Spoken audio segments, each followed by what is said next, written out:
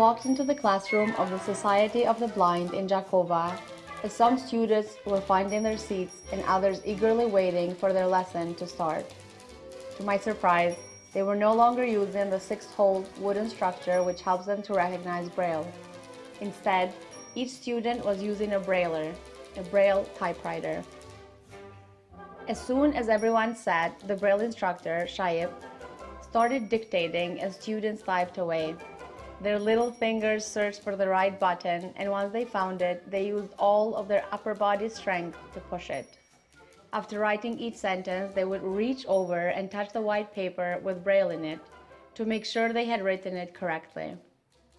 Some of them barely reached over the machine, but their efforts were rewarded as they reached the end of the sentence and realized that they wrote it correctly. I marveled at their dedication, and after taking a few photos, I prepared to leave.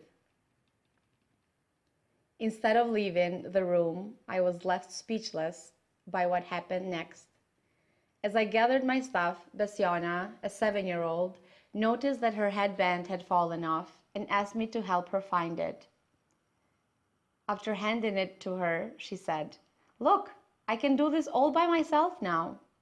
With the brightest smile on her face, Besiona took the headband and put it on without anyone helping her.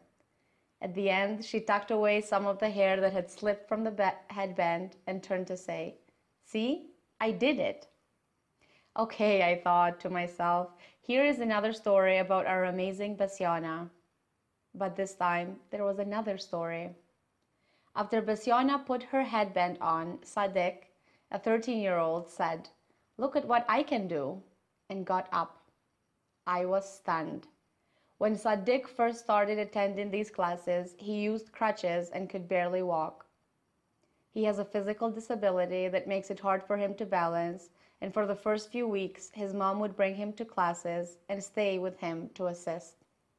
Now, he got up and walked without crutches and all by himself. His smile as he got up remains stuck in my head to this day. I cannot say that there is a correlation between attending Braille classes and gaining the skills and abilities that Besiona and Sadiq have gained.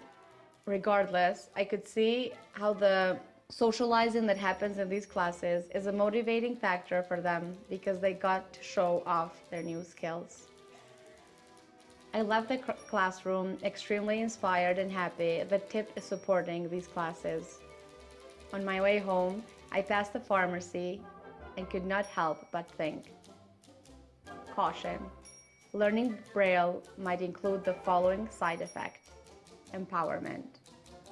More than ever, I was grateful to all those who have donated to make these classes possible. It is the third month of classes, and all expenses have been covered by generous donations that have come through Global Giving. And Braille is just one of the skills that these students are learning.